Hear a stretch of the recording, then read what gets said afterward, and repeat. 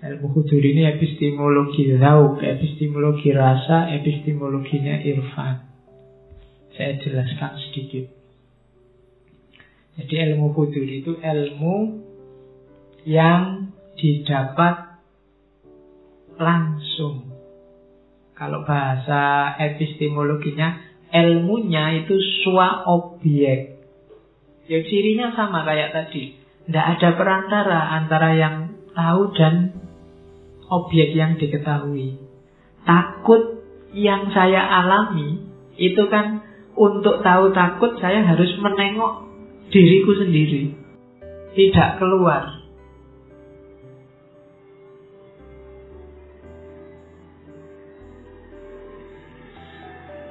Oke, lumayan ya ada iklan. Saya bisa istirahat sebentar. Nah, jadi swa objek itu antara subjek yang tahu dan objek yang diketahui itu jadi satu. Kalau tadi takut yang konsep itu kan di luar dirimu. Tapi takut yang kamu rasakan ini untuk paham, kamu menengok dirimu sendiri. Itu namanya swa objek. Makanya namanya ilmu huduri, ilmu yang hadir dalam dirimu. Ini konsepnya Suhrawardi. Nanti ada tandingannya ilmu husuli. Kalau ilmu husuli, ilmu yang harus dikejar, dihasilkan. Kalian baca buku itu husuli. Tapi kalau ngalami langsung itu huduri. Kayak di Saintia Sakra kemarin, ilmu ini derajat kepastiannya hakul yakin. Jadi tidak berjarak. Levelnya tidak lagi ilmu yakin atau ainul yakin, tapi hakul yakin. Kenapa? Karena kamu ngalami sendiri, jadi yang ngerti. Ngaji ini kalau hanya melihat dari luar, termasuk yang mendengarkan YouTube, itu mungkin levelnya ilmu yakin, ainul yakin. Tapi hadir di sini itu hakul yakin. Oh alah, cuma kayak gini ngaji. Kalau didengarkan rekamannya kayak kayak wow, kayak apa gitu. Ternyata gini aja kok. Nah, itu kan sekarang hakul yakin. Kemarin pengetahuanmu berjarak. Kayak hebat-hebat tuh ya ngaji itu. Ternyata cuma gini aja loh. Nah itu kan sekarang kamu ngerti. Dan sekarang lebih pasti kenapa hadir langsung pengetahuan itu dalam dirimu. Sama kayak kamu kawin besok misalnya, sudah lama nunggu kawin. Bayanganmu kawin itu, wah kawin besok mesti sip, mesti. Bayanganmu kan gitu, kayak luar biasa gitu. Ini kan bujangan-bujangan kan gitu. Mungkin besok setelah kamu kawin, wah lah cuma gini aja. Iya, bayanganmu kayak kayak hati-hati. Iya. Itu kan pengetahuanmu hari ini kan belum kawin. Tentang kawin itu masih husuli, masih konsep-konsep. Ya, masih bayangan. Kamu membayangkan kan gitu. Kayak itu belum huduri, masih belum hakul yakin. Mungkin valid, tapi ilmu yakin masih teori. Kalau besok nanti kawin beneran, baru kamu tahu. Oke, ya mungkin kamu menyesal. Ya. Ayo. Kalau Pak menyesal saya Pak. Kok enggak dulu kok cuma satu ya Pak? Oke. Jadi itu ilmu huduri. Cirinya ilmu huduri itu saya ambil dari bukunya Suhrawardi. Hadir secara eksistensial. Objek sama subjek jadi satu. Dan ilmu huduri itu pasti benar. Kenapa pasti benar? Karena tidak koresponden. Kalau husuli koresponden. Husuli itu bisa meleset. Yang dikonsepkan beda sama kenyataannya. Tapi huduri kamu rasakan sendiri. Ya kayak tadi misalnya tentang kawin. Saya kecewa Pak kawin. Bayangan saya itu luar biasa, ternyata enggak. Loh, kamu keliru, kawin itu luar biasa. Loh, saya merasakan sendiri loh Pak. Itu enggak bisa dibantah. Kenapa? Kamu ngalami sendiri langsung. Jadi ilmu huduri itu ilmu yang tidak koresponden. Jadi tidak ada kategori benar atau salah. Ya mesti benar, kamu yang merasakan. Kalian kan susah bantah, misalnya ada orang mengeluh, saya itu temanku sekamar itu menyebalkan sekali. Itu kan bantahnya susah. Kenapa? Dia sendiri yang ngalami. Kamu kan tidak bisa bantah, jangan-jangan kamu salah merasakannya. Loh, saya yang merasakan. Kok jangan-jangan salah? Saya sendiri, jadi susah dibantah ilmu huduri itu. Kenapa? Kategorinya tidak kategori berjarak dengan yang mengetahui, tidak koresponden. Jadi antara pengetahuan antara yang diketahui dengan yang mengetahui itu jadi satu, namanya swa objek. Jadi pasti benar dalam konteks dia, dalam konteks subjektivitasnya. Oke, jadi itu cirinya. Jadi dualisme benar salah tidak ada, karena itu penghayatan langsung. Sama kayak misalnya makan rujak yang pedas. Saya makan lomboknya 2 dan sudah kepedesan luar biasa. Kamu kan tidak bisa menyalahkan saya. Pak, lombok cuma 2 aja sudah pedes. Saya 10 tidak pedes, Pak. Loh iya, kamu benar dengan 10-mu, aku benar dengan 2-ku. Sesuai penghayatanku. Orang tidak bisa bantah. Bapak salah loh kalau bilang 2 itu pedes. Loh, saya yang merasakan dan pedes kok. Kan kalian tidak bisa bantah. Jadi itu jenis ilmu huduri. Nanti arahnya memang ke pengalaman ketuhanan yang sifatnya personal. Jadi Tuhan itu kan dialami. Kalau sudah dialami, bantahnya susah. Makanya di antara argumen pembuktian Tuhan, salah satu yang agak susah dibantah itu argumen from religious experience. Dari ranah pengalaman keagamaan. Kalau cuma pakai argumen sebab akibat, argumen penyebab pertama, argumen desain alam semesta, itu masih bisa dibantah. Tapi kalau orang sudah ngomong, saya ngalami sendiri betapa maha kuasanya Tuhan, saya yang sudah terancam DO,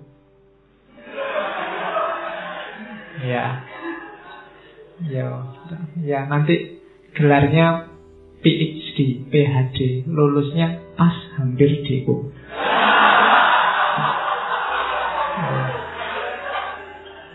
Jadi meskipun S1 gelarnya PhD, jadi lulus pas hampir DO. Alhamdulillah lulus. Oke. Nah, jadi sifatnya personal, swa objek, tidak ada dualitas benar salah. Dan dia hadir dalam diri kita. Itulah ilmu huduri. Ilmu menerjemahkannya umum, bukan sains kalau barat, tapi mungkin lebih dekat ke knowledge, pengetahuan. Ya. Oke. Nah, ini yang tadi saya janji jelaskan dulu sebelum masuk ke arisalah ala dunia. Intuisi itu kemampuan memahami sesuatu tanpa melalui penalaran rasional dan intelektual. Tiba-tiba datang. Nah, jadi itu namanya intuisi. Saya sering bilang kayak minggu lalu ketika kita ngomong, saya Hussein Nasr, bahwa hari ini kita agak defisit karena perangkat intelek kita direduksi hanya pada panca indera sama akal. Padahal kita masih punya banyak, ada intuisi, ada naluri, ada nurani. Naluri ini pengetahuan instinktif. Sayang sama orang tua sayang sama anak. Ini kan instinktif, nggak perlu belajar. Yang cowok suka sama cewek, ini kan instinktif, nggak perlu belajar. Kalian tidak perlu kursus untuk biar saya suka sama lawan jenis, Pak. Tidak usah, otomatis itu. Kayak kawin tadi kan kamu tidak perlu kursus, Pak. Saya ingin banyak referensi biar bisa, Pak. Kan kamu tidak butuh. Wong itu insting.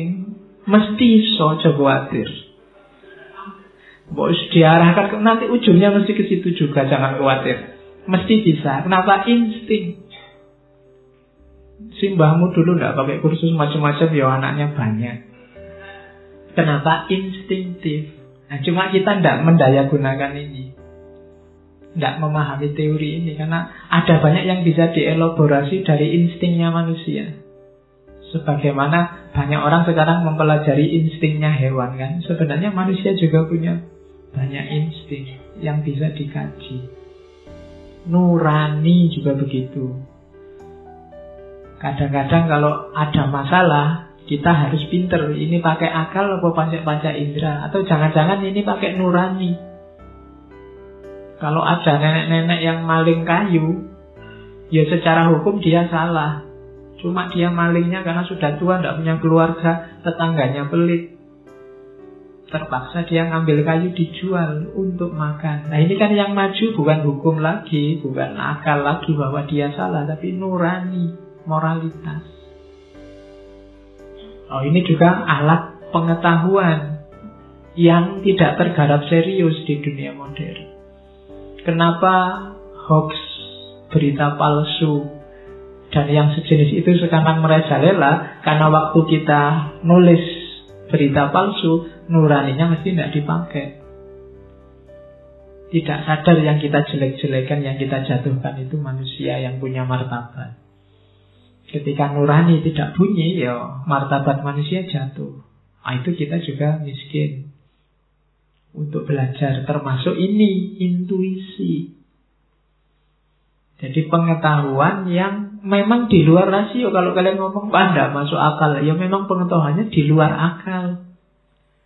Jangan hari ini jangan kaget, jangan bingungan kalau ada statement yang tidak masuk akal. Tidak masuk akal bukan berarti salah, bukan berarti keliru. Contohnya intuisi ini, jenisnya banyak. Kalau secara teori psikologi, intuisi itu misalnya ada jenis pertama, immediate apprehension, direct knowing. Contohnya, kalian tiba-tiba ingin baca buku. Ternyata begitu membaca buku itu, oh iya ini informasi yang tak cari-cari dulu. Itu jenis intuisi. Tiba-tiba ingin ngaji. Begitu berangkat ke sini, oh ini temanku lama tidak ketemu, sekarang ada di sini. Ah itu jenis intuitif. Ah itu kan kebetulan, Pak. Lah iya, tidak rasional kan, tidak masuk akal kan, karena memang di luar ranah rasio, direct knowing. Jadi itu jenis pertama yang sering kita sebut kebetulan atau unconscious mind. Itu pun jenis intuisi. Kayak kalian yang biasa naik motor itu, kan itu tidak pakai kalkulasi. Kadang jalan sempit masuk aja, ya ternyata ya masuk. Itu kan intuisi yang isi informasi, tenang aja, aman, masuk. Kayak itu contohnya ya mobil, supir itu kadang-kadang kan ya kalkulasinya kalkulasi intuitif aja. Unconscious. Kenapa? Pengetahuannya sudah mengendap, jadi otomatis jalan begitu saja. Tidak pakai dipelajari, tidak pakai dikaji, sudah tahu kebenarannya. Alah, kalau kayak gitu kamu mesti gini deh. Nah itu unconscious. Ada juga jenis, kalau bahasanya itu herd intelligence.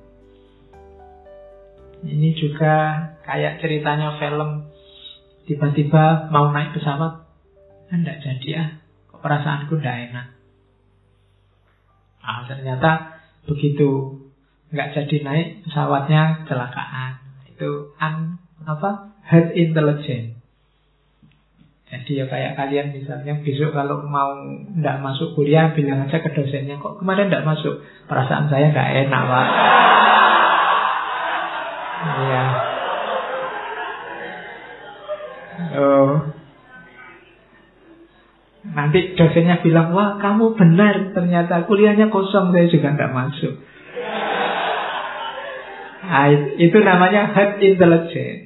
Batinmu cerdas, bisa membaca yang belum terjadi. Jadi head intelligence itu yang sebenarnya yang kamu lakukan tidak masuk akal, tapi ternyata di belakang benar juga gitu. Nah itu berarti kamu peka kalau bahasa itu. Peka itu secara intuitif namanya head intelligence. Terus ada lagi direct perception. Direct perception itu ya sama lagi, kebetulan, kayak semacam kebetulan. Sedang butuh uang, tiba-tiba temanmu datang. Kamu butuh uang? Ya aku barusan dapat rezeki banyak. Makan-makan yuk. Alhamdulillah. Itu direct perception.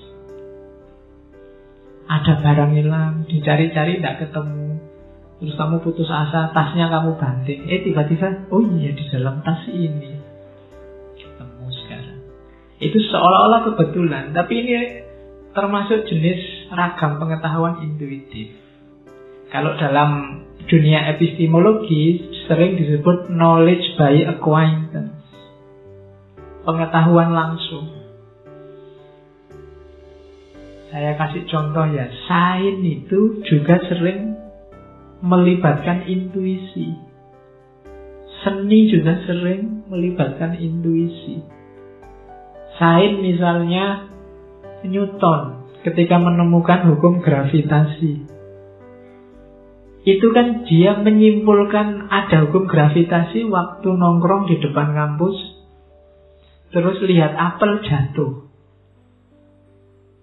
Dari situ muncul gagasan, wah ini mungkin ada gaya tariknya bumi ini. Itu intuitif pasti. Kenapa? Karena kenapa saat apel itu jatuh kok tidak kemarin-kemarin? Emangnya sejak kecil sampai jadi mahasiswa tidak pernah lihat barang jatuh? Kan mestinya ya sering. Cuma hanya ketika apel ini jatuh, dia terus sadar ada hukum gravitasi. Sama kayak Archimedes. Archimedes itu menemukan hukum Archimedes waktu dia kungkum. Mau mandi kungkum, airnya tumpah. Dengan tumpahan sesuai rumus Archimedes itu. Baru dia bilang, Eureka, ketemu sekarang rumusnya. Terus lari-lari telanjang, ketemu sekarang hukumnya keluar rumah. Sehingga terkenal sekali istilah itu. Itu pasti intuitif. Kenapa? Tiba-tiba ding datang sendiri. Dipikir tidak ketemu-ketemu, tiba-tiba ketemunya waktu tidak disengaja. Itu intuitif. Sastrawan, seniman itu kan nyari itu, mempertajam intuisi. Karena kalau sastrawan tidak intuisinya tidak tajam, gagasannya mesti tidak kreatif, tidak ada yang baru ngulang-ngulang. Jadi itu intuisi, modenya knowledge by acquaintance. Ya kalau dalam prakteknya isinya biasanya kalau kita menyebutnya firasat. Firasat itu gut feeling. Jadi perasaan yang khas atau natural feeling. Ya kayak tadi, rasanya tidak enak ya. Kayak orang Jawa ini kok hawanya sumuk ya, mesti mau hujan. Itu jenis firasat. Ini saya bilang tadi, kalau ini dikelola bisa kita kembangkan luar biasa. Orang zaman dulu lebih canggih daripada manusia modern. Sama kayak kritiknya Hussein Nasr.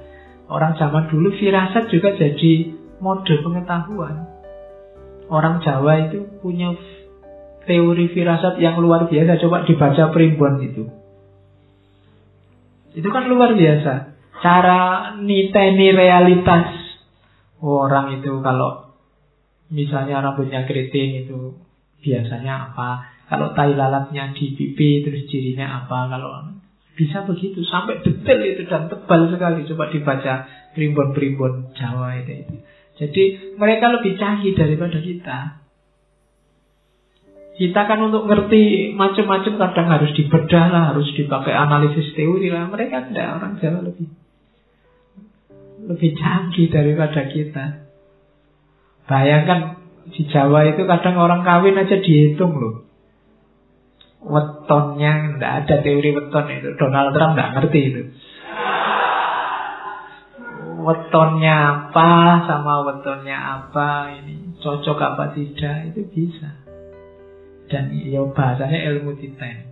Diawali dari firasat. Oke. Kadang-kadang juga inner voice, suara hati, instant knowing, physical sensation, extrasensory perception. Extrasensory perception itu yang kayak jenis-jenis karma, itu extrasensory perception. Ya, wah ini di pojok sana ada extrasensory.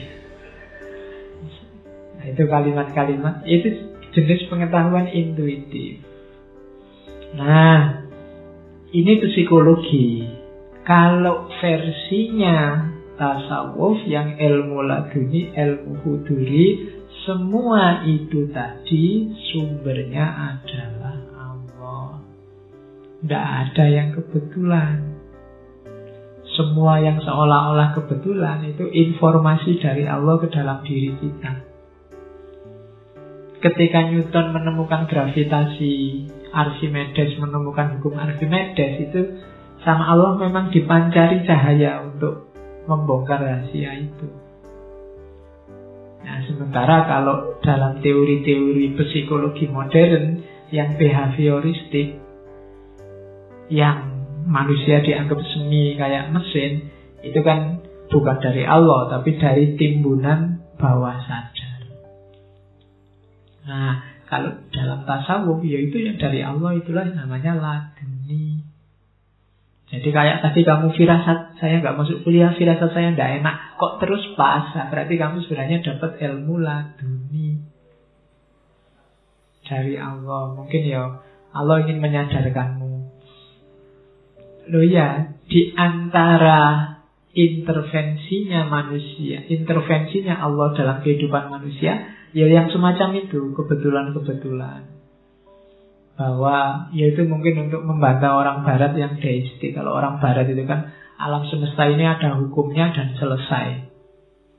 Berarti Tuhan itu setelah menciptakan alam semesta terus liburan santai-santai di kantornya, besok kalau kiamat baru menghisap. Tapi tidak, Allah selalu terlibat dalam hidup kita. Makanya kita boleh berdoa, boleh berharap. Dan Allah juga intervensi, termasuk dalam model dunia ini kan Allah intervensi dalam hidup kita. Jadi tenang saja, Allah itu selalu terlibat. Nah ini cuma kita yang sering tidak sadar. Allah itu selalu sedia, selalu dekat dengan kita. Cuma kita yang sering cuek. Ya untungnya Allah itu sabar. Ya, kalau Allah tidak sabar, kamu sudah ditinggalin dari dulu, sudah dicuekin dari dulu.